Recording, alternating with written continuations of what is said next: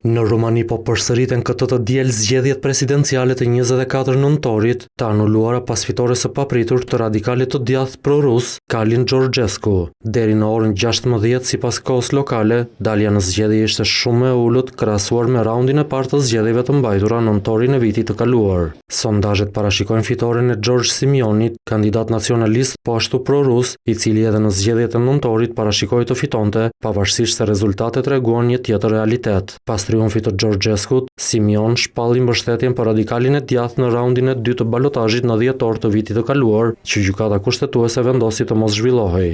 Nderin Georgescu po ja kthen këtë të diel ku shfaq duke votuar në krah të Simionit në Bukuresht. Mes kandidatëve të tjerë është edhe Elena Laskoni, e cila doli e dyta në zgjedhjet e anuluara të nëntorit dhe tani kandidon si e pavarur, pasi Partia Liberale që kryeson zgjodhi një tjetër kandidat, kryebashkiakun e Bukureshtit, Nikushor Dan, i cili pritet të dalë në balotazh më 18 maj përballë nacionalistit Gjorgj Simion.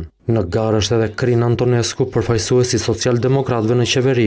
Në garë janë edhe 7 kandidatë të tjerë. Nëse fitojnë, nacionalistët kanë paralajmëruar se do të tërheqin mbështetjen ushtarake të Rumanisë për Ukrainën, jetike për Kievin nga një vend kufitar antar i NATO-s. Mbështetja për ta është në rritje, pasi shihen si shpëtim mes rritjes së Kosovës të jetesës nga lufta në Ukrainë.